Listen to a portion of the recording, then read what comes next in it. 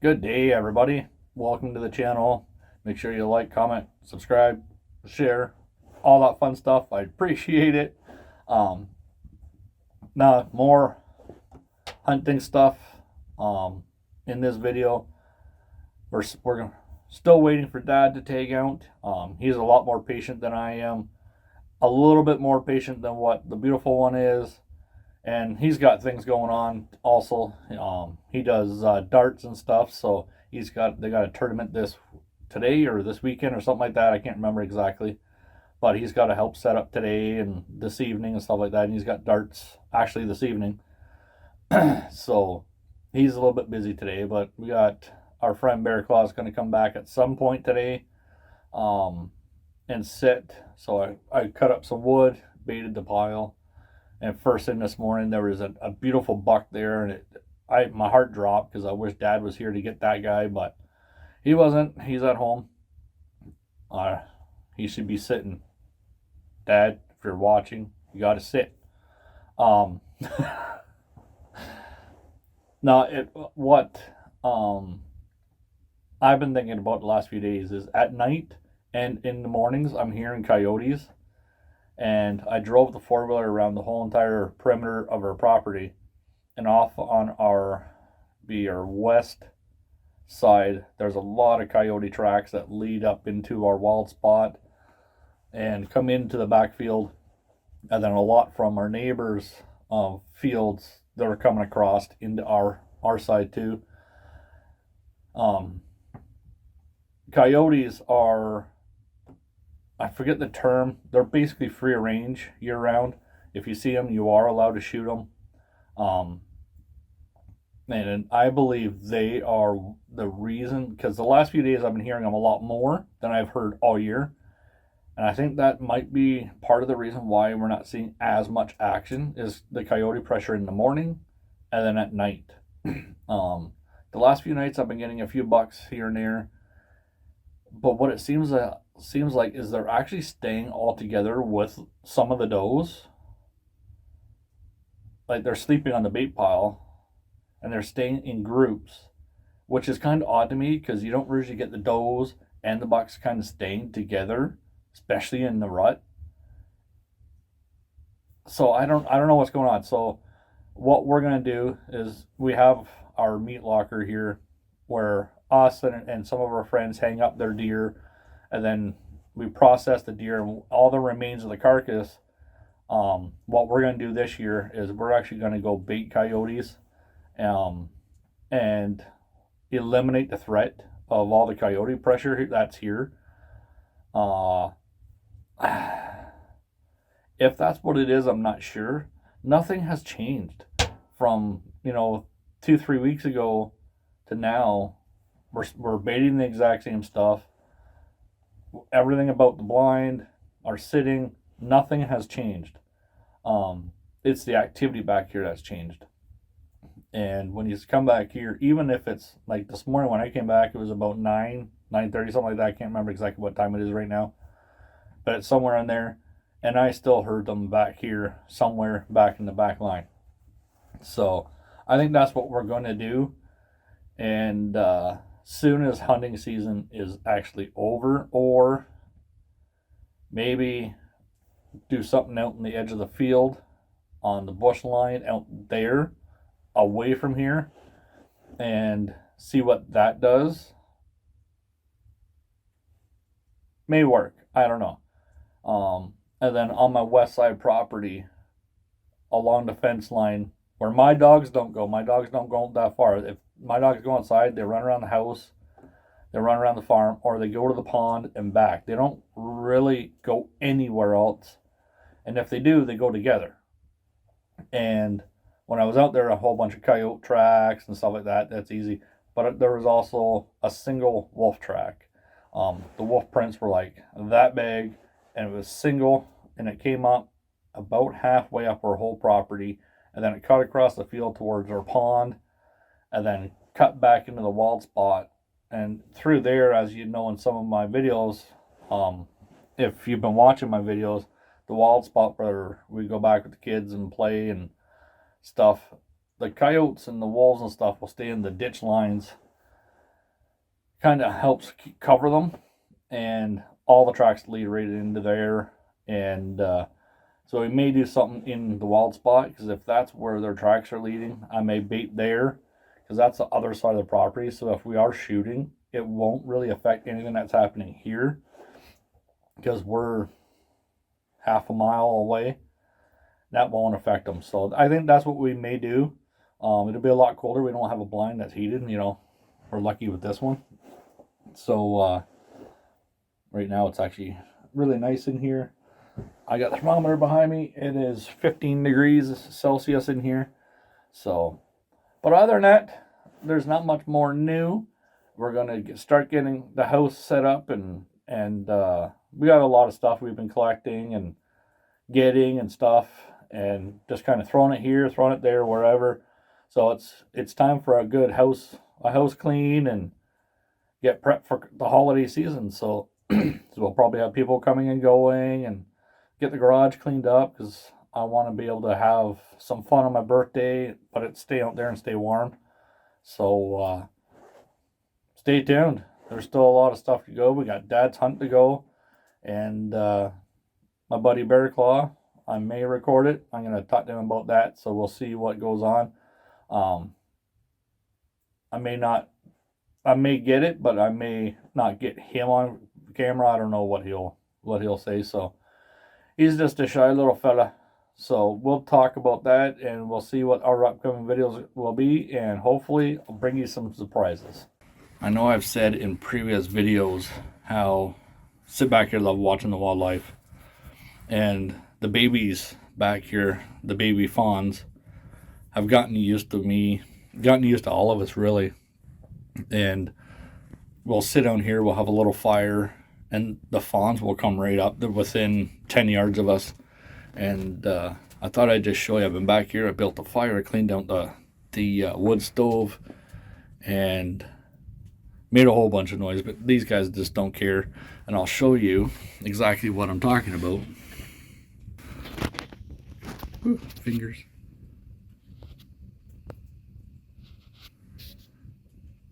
They just lay down, have a snooze, rest. I think that's Tinkerbell, my wife named her. That's a female little baby doe. She's absolutely beautiful, and she loves being around us.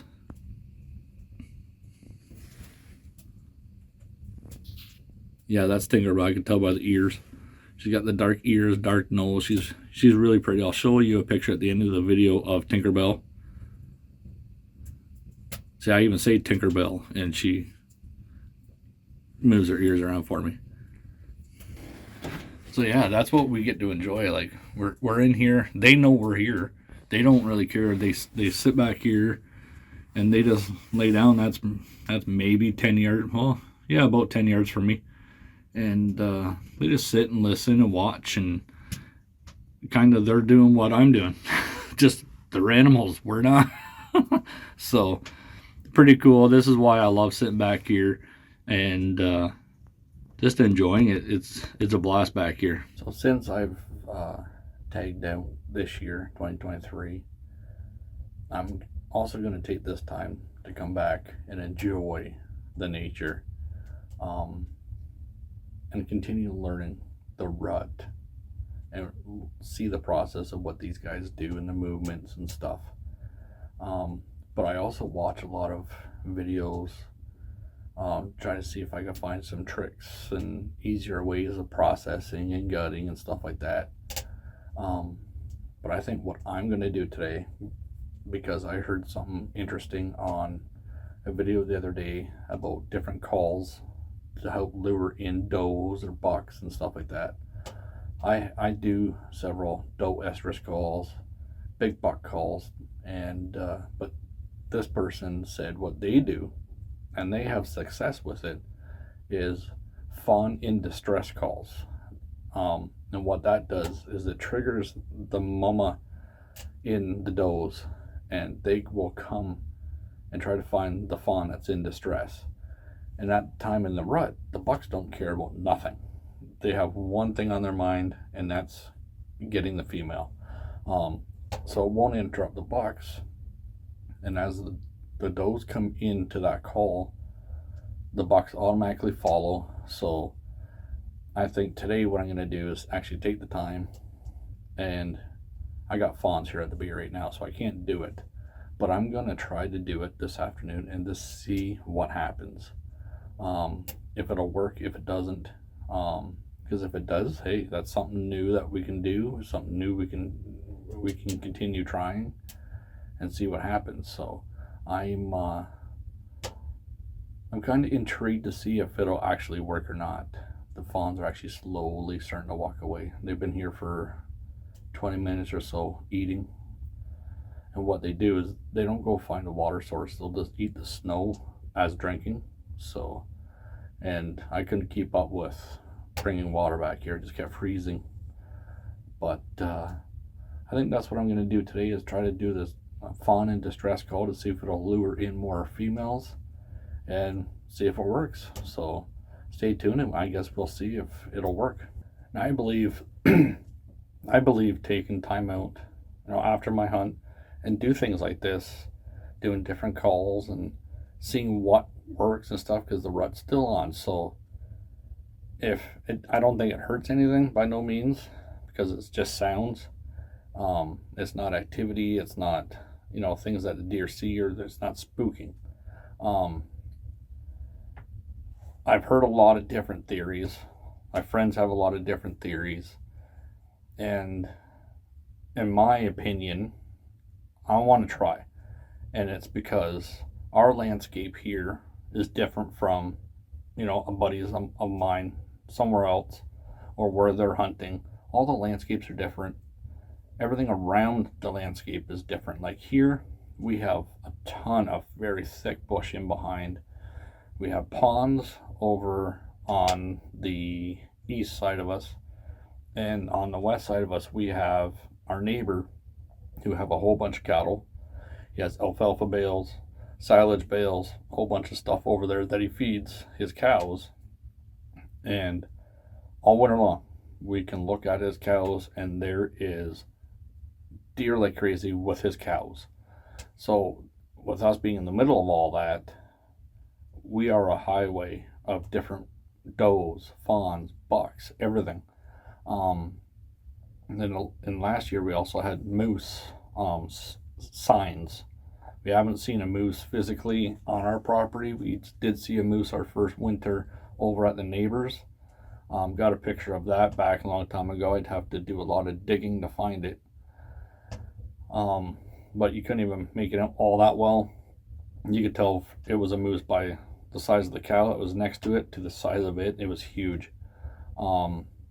So there's a lot of different things that is different. So my landscape here and setup is completely different from a buddy's or friends or whatever. And I've done my doe calls. Does it work? Yeah, I've had doe show up a few minutes after, but then I've had does never show up.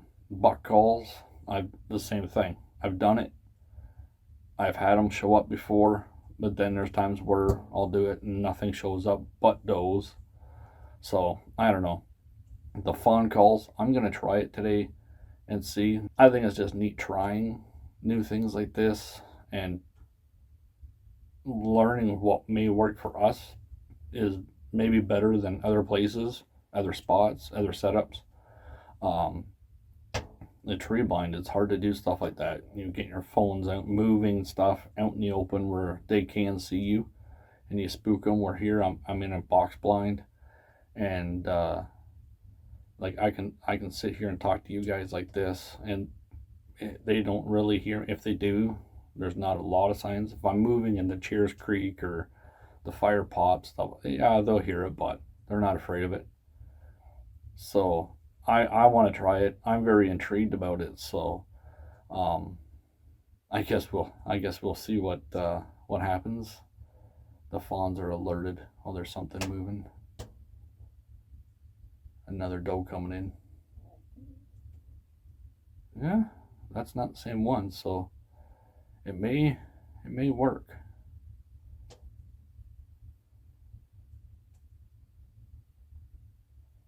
The fawns left for a minute, I did a quick fawn distress call. I can't videotape it because I use my phone to do it, but then I use my phone to videotape, so I can't videotape me doing it and watching the action. But a doe did just come in. It's only been about 3 minutes, so might be on to something. Maybe it's gonna take a couple tries to see if it's something that works. So I'm just gonna sit here and watch what happens.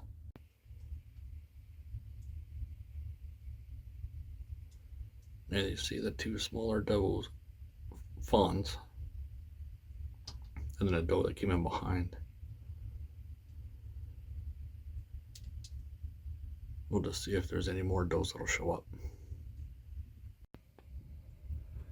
So another doe is coming in. She just peed on a scrape and putting her scent everywhere. So what I'm gonna do is get my tripod, because this fawn thing might actually be something. Seems like it might be working.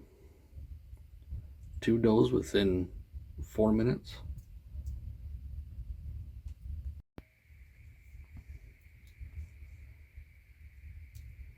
There's another doe that was coming in, and she's pretty silent. She stopped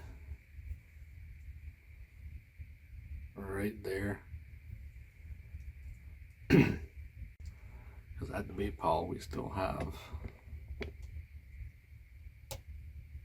the 2 fawns and a doe, and that's not their mom, because the mom was here and she walked off to the camera's left. So that's a different doe. Now they were being alerted behind me because they were stretching their neck looking past me, so there is something on the move behind me, but we'll continue watching and see what these guys are doing. So the doe that you're looking at there, which is right there, she came in, she peed, she rubbed her legs, her scent sacs. There's a term for it, but I can't remember the term of it right now. And she's been standing there for at least 15 minutes. And I have a strong belief that there is a buck lurking around, because they have all been alerted to a certain area. So I'm kind of just waiting to see if I see a buck move. Because once you start seeing a buck move, he will put the chase on. He will chase her all over the place. Because he's got one thing on his mind. And the bucks will keep going and inseminate as many does as they feel like until they can't do it anymore. The bucks will literally hurt themselves. That's how rough they get and how far they go and how much time and effort they put into inseminating does. So there's one kicking around for sure. I know that just by the way they're being sketch. And she's starting to walk in, because these guys are starting to move off. So she'll be coming in here in a minute.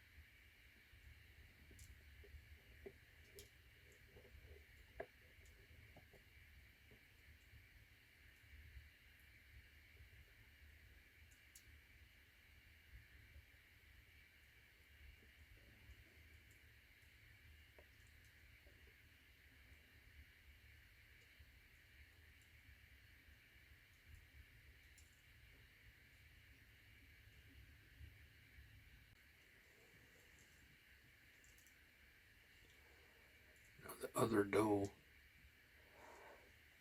The other doe may come in and challenge her because this is her territory.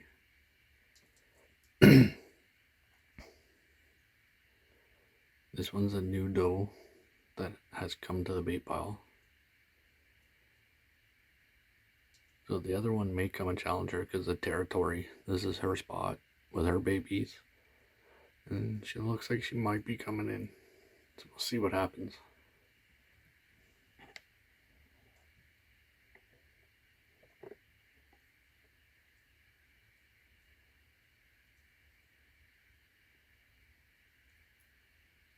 Then you look at her and the other doe, they're both alerted. Their ears are up and cupped.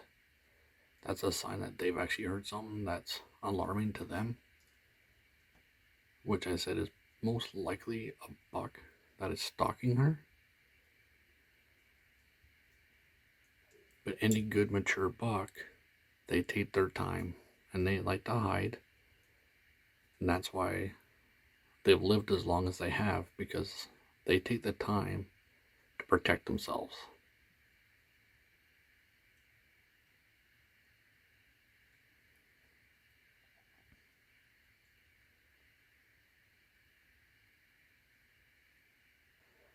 Now the little fawn that's coming up the bait ball right now, that's the one my wife named Tinkerbell. She's a beautiful little doe.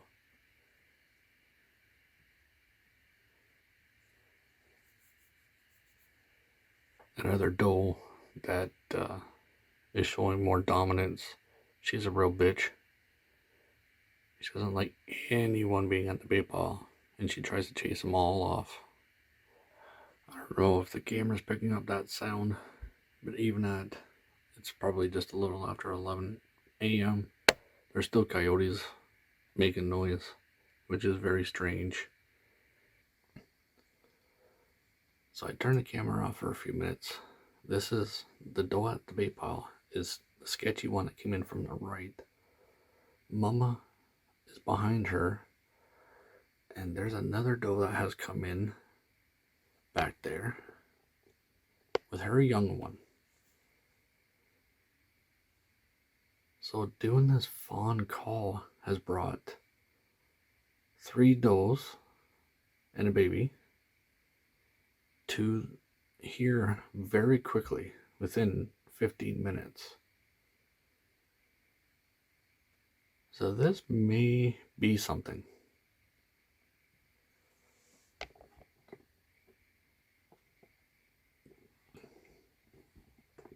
What she'll do, because she's unsure of this area, she will do some circles.